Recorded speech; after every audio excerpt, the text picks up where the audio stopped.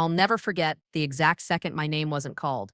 It was as if the air itself caught in my throat, thick and heavy, refusing to let me breathe. Across from me, Miss Richard Farnsworth, the family's longtime attorney, methodically folded the crisp pages of my Aunt Eleanor's will, each movement painfully slow, deliberate. He placed them down on the dark mahogany desk with a kind of reverence. But his face was too calm, too careful, like a man who already knew exactly how this would unfold. My hands betrayed me, trembling slightly where they rested in my lap. But I masked the shaking by smoothing the fabric of my black dress, pretending to fix a wrinkle that wasn't there. The estate study, once a room filled with warmth and quiet elegance, now seemed colder than I ever remembered. The curtains were drawn back, allowing slants of morning light to spill across the floor, illuminating the lazy dance of dust motes suspended in the air. Outside, the birds sang their cheerful spring chorus, blissfully unaware of the tension simmering inside. It was surreal out there. The world carried on. But in here, the air felt brittle, like it might shatter with one wrong word. I sat flanked by my cousins, Victoria Sinclair and her brother Evan, both swathed in impeccable black attire. They looked like they'd walked straight off the set of a melodramatic courtroom series, playing the roles of grieving heirs a little too perfectly. Victoria's perfume wafted through the air, a cloying artificial floral scent that clung to the back of my throat like syrup. Evan, as always, found a rhythm in annoyance, tapping his immaculately polished Oxford shoe against the wooden floor in a slow, infuriating beat. Just when I thought I might scream, Mr. Farnsworth cleared his throat, snapping open the will like a judge delivering a verdict. I, Eleanor Whitmore, being of sound mind and memory, do hereby declare this as my final will and testament. My stomach lurched, nerves twisted into tight, breathless knots. Surely my name would come next. Surely she'd remember the afternoons we spent reorganizing her attic, the hours we laughed while digging up rose beds, the quiet companionship over steaming mugs of chamomile tea. But the words continued, and my name remained absent. To my beloved niece, Victoria Sinclair, and my nephew, Evan Sinclair, I leave the entirety of my estate. After that, everything blurred. The room seemed to tilt. I sat frozen, my fingers gripping the leather armrest so tightly that the chair groaned in protest. A wave of heat flushed through my face, while my heartbeat thundered in my ears, relentless. I couldn't lift my gaze. I couldn't form a single thought beyond a looping, desperate question. Why? Why would Aunt Eleanor leave me out completely? Victoria leaned in, close, her designer-clad figure radiating smugness. Her lips curled into a smile designed to mimic sympathy, but her eyes gleamed with thinly veiled triumph, like a cat still savoring the feathers of its latest kill. She told us you'd grown too distant in the end, Victoria whispered, her voice laced with honeyed falseness. Said it broke her heart. Her words were soft, almost tender, but beneath the surface, they cut like glass. My mouth opened slightly, but no rebuttal came. The sting was too raw, the betrayal too fresh, too distant, she said. The phrase echoed in my mind, repeating itself with increasing cruelty. Had I really been that absent? Sure, this past year had been chaotic. New job, rent hikes, endless bills, moving twice. But we still kept in touch. We texted, we shared photos of her garden, of my dog, of the little nothings that connected us. Just 2 weeks before she passed, she'd sent me a card, handwritten in her perfect looping script. My garden's blooming, Claire, and I wish you were here. Does that sound like a woman who felt abandoned? Evan, meanwhile, sat with the practiced solemnity of a man playing the role of dutiful heir. He said nothing, offered no smug remarks, but I wasn't fooled. When he thought no one was watching, his jaw tensed, his fingers flexed, a telltale sign of someone holding onto a lie with sweaty palms. And Mr. Farnsworth? He barely glanced my way.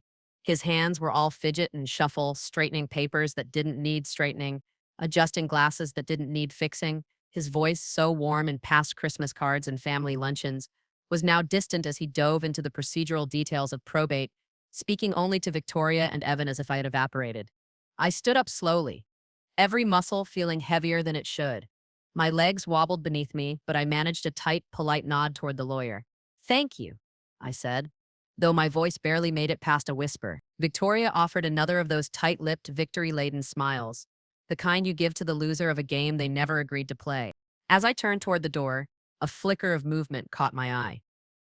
There, standing quietly in the hallway, was Maggie Holloway, the estate's housekeeper, confidant, and in many ways, the keeper of its soul. Her gaze met mine, steady and serious. She said nothing, but her eyes were heavy with something unsaid. As I passed her, she reached out with a subtle grace, slipping a folded piece of paper into my hand before turning away without a word. I didn't dare open it until I was back in my car, hands shaking as I unfolded the note. The message was simple, written in Maggie's familiar looping script: "Meet me by the greenhouse. Midnight." My pulse quickened. The paper was soft from handling, folded with care, like it had been prepared for this very moment, waiting for the right time to be delivered. The greenhouse. I hadn't stepped foot in that place in half a year. It had always been Aunt Eleanor's sanctuary, a warm, humid haven that smelled of earth, lemongrass, and 1,000 memories. She used to call it her personal jungle, a place where she could hide from the chaos of the human circus. Back then, I laughed at her little quips. Now, they took on a heavier meaning. Driving home, Victoria's words looped endlessly in my head. "You were too distant." Over and over, a bitter refrain. But the more I thought about it, the more it rang false. Aunt Eleanor had never made me feel distant. Life got in the way sometimes, sure, but she always made space for me, even when I didn't have the bandwidth to make space for myself. I remembered the last time I visited. She greeted me barefoot, dirt smudged on her fingers, her hair in a messy braid, arms wide open like no time had passed. "Finally, my girl's home," she'd said, pulling me into a hug that smelled of rosemary and soil. No guilt, no accusations, just love. So why would she disinherit me? Why would she erase me like that?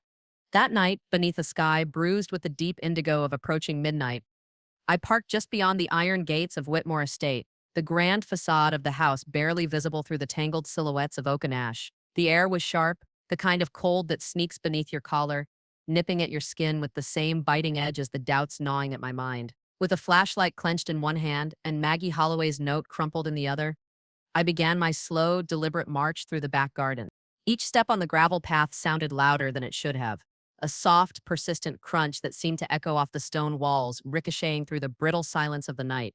The weight of every footfall pressed down on me as if the very earth was conspiring to remind me of the gravity of this moment. The wind, restless and thin, tugged at the hem of my coat, its icy fingers teasing the flush in my cheeks, leaving behind a stinging trail of cold.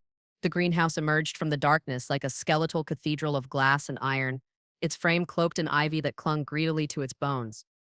In the daylight, it had always seemed a place of life, a sanctuary of blooms and green whispers. But now, bathed in silver moonlight, it loomed like a ghost of itself, fragile and haunting.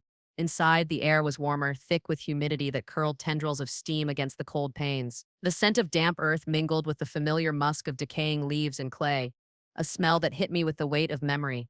Long shadows stretched between rows of orchids and ferns, twisting into strange shapes, as if the greenhouse itself were holding its breath, watching. Maggie was already there. She stood with an eerie stillness, her posture rigid, hands clasped before her apron as though this were some sacred ritual. For a moment, she simply regarded me, her eyes searching, measuring, not as a housekeeper, but as a guardian of truths long buried. In her gaze, I saw a flicker of the past, a younger version of myself, barefoot and laughing, chasing butterflies around the hibiscus, while Aunt Eleanor watched with a knowing smile.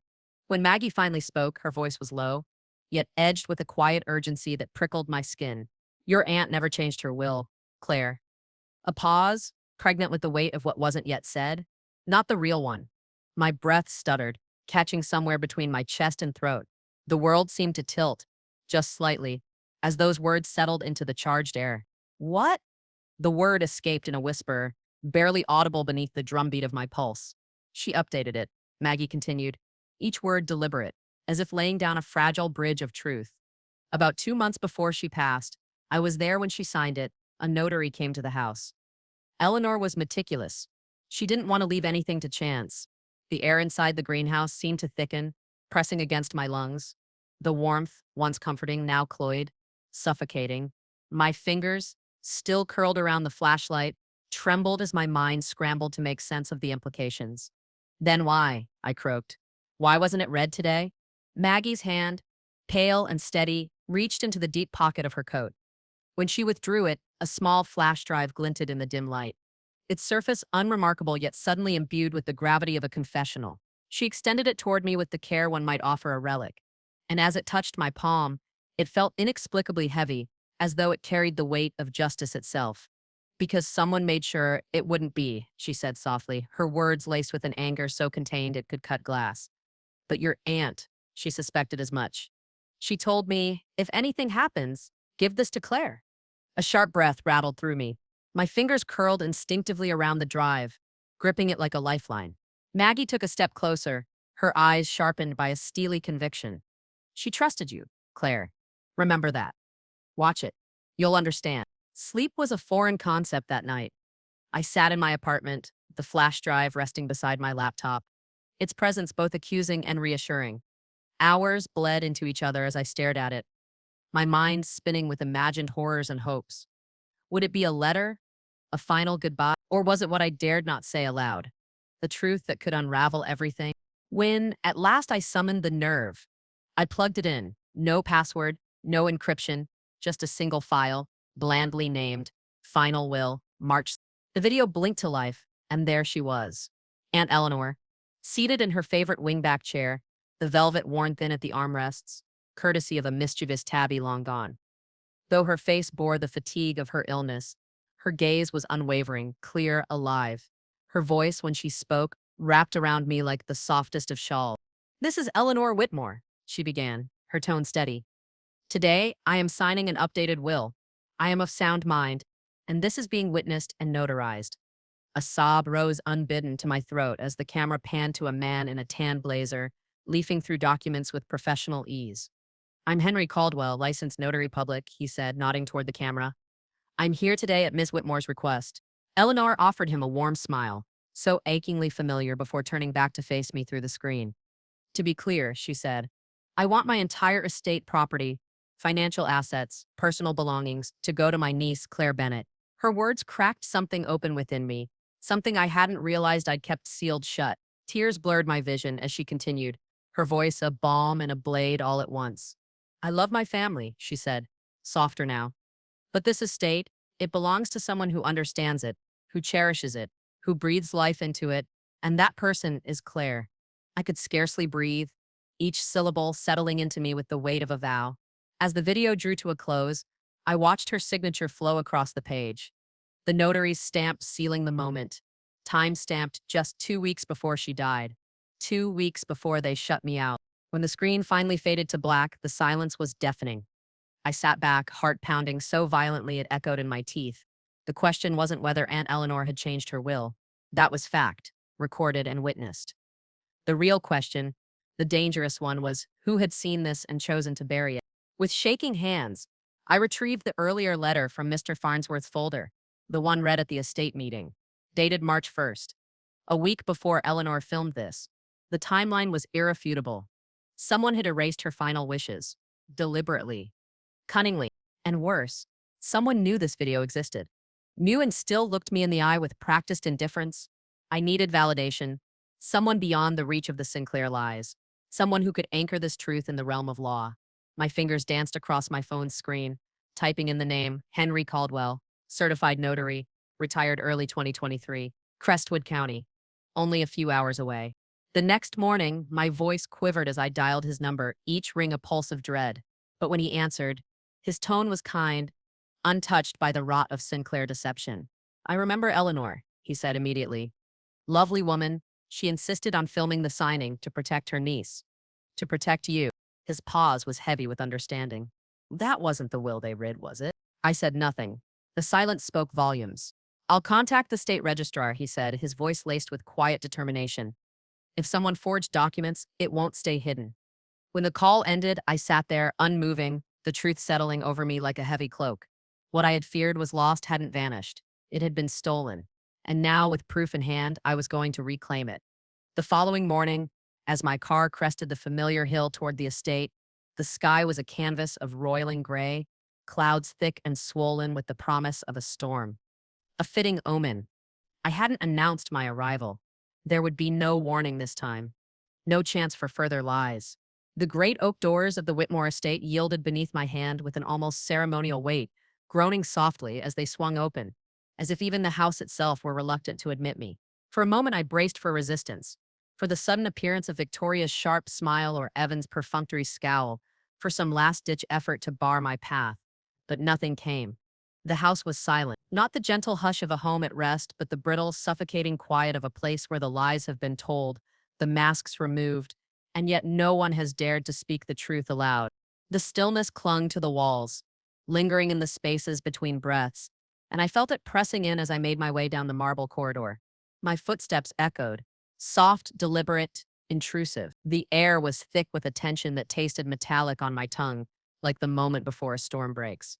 In the sunroom, draped in the soft light of a reluctant morning, Victoria Sinclair sat poised as ever, a living portrait of composure. She reclined in an armchair by the window, legs elegantly crossed, a glossy magazine splayed lazily in her hands. A cup of coffee, undoubtedly brewed to her exacting standards, rested on the table beside her.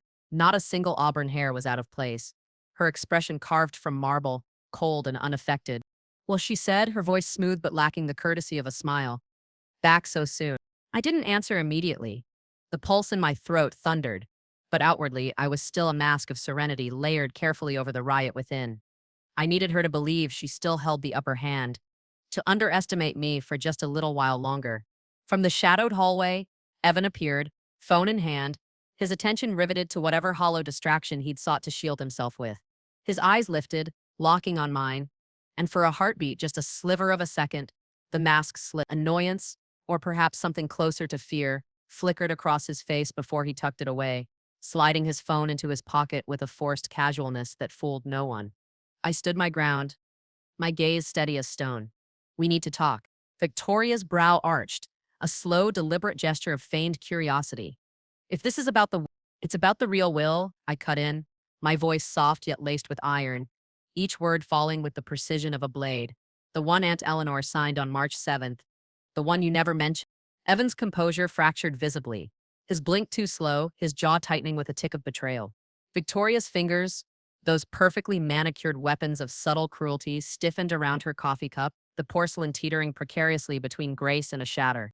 "You can drop the act," I continued, stepping closer into their brittle bubble of deceit. "I've seen the video, the notarized recording, the one where she leaves everything to me." The silence that followed was deafening, thickening the air until it hummed with the weight of truths left unspoken. Even the antique wall clock, an old sentinel of the family's false grandeur, seemed complicit, its ticking loud and accusatory as though counting down the final moments of their charade. "I've already spoken to the notary," I pressed on, refusing to let the silence suffocate what needed to be said. "He remembers. He's willing to testify." Victoria's facade finally cracked. She set her cup down with exaggerated care, lips parting to summon the next lie. But the words faltered, tripping over the jagged reality now laid bare. Evan turned away, retreating to the safety of the window, his shoulders rigid, hands curling into fists at his sides. "You don't understand," he muttered, his reflection in the glass more honest than his words. She didn't mean to." "She did," I replied, flat and final. "She meant every word, and she made sure someone would know, that someone was me." The air in the room grew heavier, the fragile shell of their denial splintering under the weight of inevitability. I watched the subtle unraveling, the way Victoria's gaze darted, the faint tremble in Evan's posture as the mask of superiority slipped from their features, revealing the raw, panicked truth beneath. "She trusted me," I said, my voice trembling despite my will, but ringing with the clarity of a bell tolling. "And you both tried to erase that." No one argued. No grand protestations, no righteous indignation, just silence, cold, suffocating, and damning in its eloquence. I turned, the door beckoning, but before I could cross the threshold, Evan's voice, laced with impotent defiance, cut through the hush. "You won't get away with this." I paused, half-turned, fixing him with a gaze that no longer wavered. "I'm not the one who did anything wrong. But you stole from a dead woman." There was no retort, only the hollow echo of my footsteps as I stepped out into the biting morning air, the cold wrapping around me not as an enemy, but as a balm. My hands still trembled, my heart still pounded, but beneath it all, a new sensation had taken root, not fear, but clarity. I was no longer groping through shadows. I had truth on my side, and the moment that truth stood in the light, everything would change. The hearing was scheduled for 10 days later, 10 slow, grueling days, steeped in a cocktail of anticipation and dread. 10 days of pacing, of rehearsing every possible outcome, of battling the ghosts of self-doubt that whispered incessantly in the dead of night. But through it all, one thing remained steadfast: the memory of Aunt Eleanor's voice, calm and resolute, her love for me etched into every syllable of that video. The courthouse loomed, sterile and unremarkable, its beige walls and wooden benches a stark contrast to the tempest of emotions that raged within. The judge, a man whose expression hovered perpetually between boredom and mild irritation, presided with a detached air, as though this were just another squabble among entitled relatives. My attorney, Michael Dunham, gave me a nod, firm and reassuring, as I slid into the seat beside him. He had been the architect of this final stand, filing the petition with a quiet tenacity, bolstered by the unassailable evidence. The video, the notary's sworn statement, Maggie Holloway's meticulous account of the will's true signing. Victoria and Evan were already there, ensconced in their corner of the courtroom, dressed in somber hues that could not mask their discomfort. Victoria wore a navy suit, her ensemble tastefully accentuated by a necklace I recognized instantly. Aunt Eleanor's favorite sapphire pendant. The sight of it twisted something in my gut. Evan, ever the picture of disengagement, scrolled through his phone until the bailiff's pointed glance forced him to pocket it. Their attorney rose, all practiced charm and empty rhetoric, delivering a speech laced with platitudes about family misunderstandings and the complexities of grief. It was a performance, rehearsed and hollow, a desperate attempt to spin the narrative in their favor. Then Michael stood, calm, precise, razor sharp. Your Honor, he began, his voice slicing through the courtroom's thick air. The video you are about to see captures the signing of a second, legally binding will, witnessed and notarized, which supersedes the version presented at the initial reading. The judge, tilting his head slightly, gave a nod. Proceed. The lights dimmed, the hum of the monitor filling the void, and there she was, Aunt Eleanor, alive in the glow of the screen, her eyes clear, her presence commanding. The courtroom stilled, every breath held captive as her voice rang out, deliberate and unwavering. I leave my estate to my niece, Claire Bennett, who has always been more than family. She is my legacy. Each word struck with the weight of a gavel, reverberating through me, sinking with the pounding of my heart. I stole a glance at Victoria. Her expression was frozen in a rictus of disbelief, but her knuckles betrayed her, white with the strain of clenched fists. Evan sat rigid, his jaw so tightly locked it seemed as though he might shatter his own teeth. When the video concluded, the courtroom exhaled as one. Henry Caldwell was called to the stand, his presence a quiet rebuttal to every lie. His testimony was delivered with the unflappable dignity of a man with nothing to hide. He confirmed the date, the signatures, the clarity of mind with which Eleanor had acted. Every fact, every detail, rendered with the precision of a scalpel. Then the judge turned his gaze to their counsel, eyes sharp beneath furrowed brows. Do you contest the validity of this video? A long pause. The attorney swallowed, his composure slipping. No, Your Honor.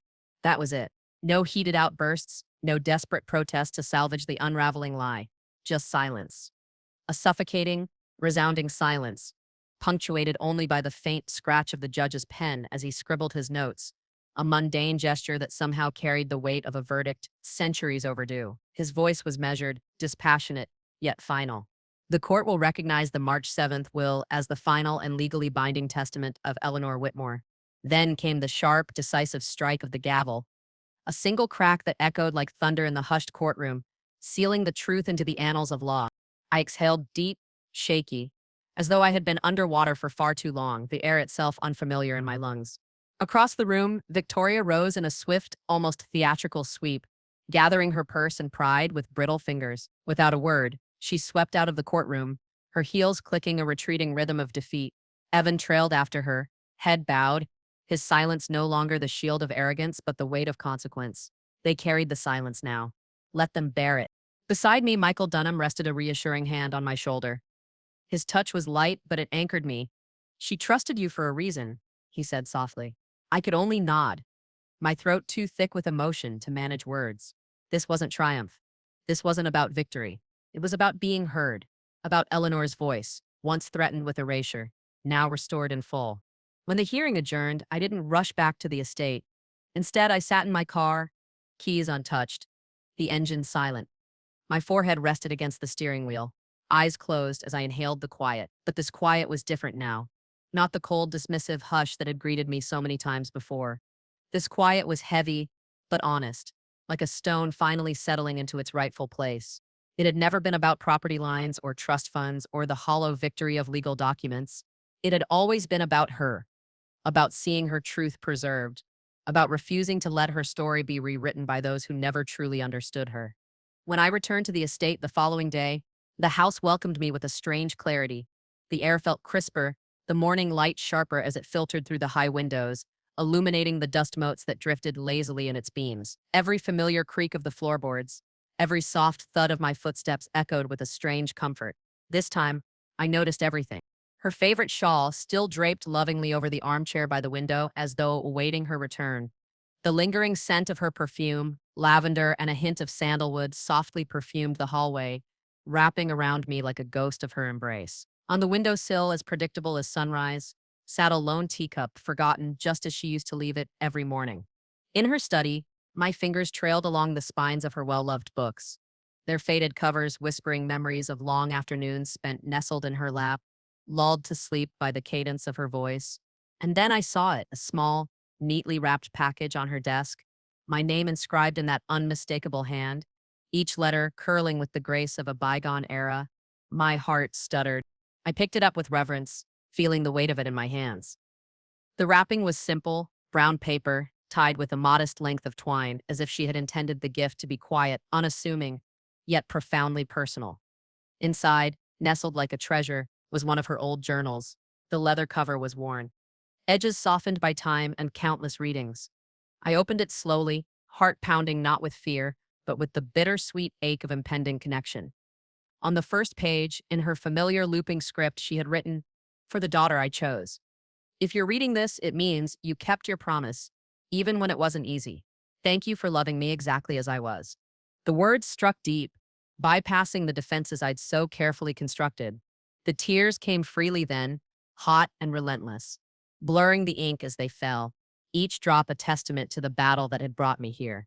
Because, in the end, this wasn't about proving Victoria or Evan wrong. This had never been a war for an inheritance.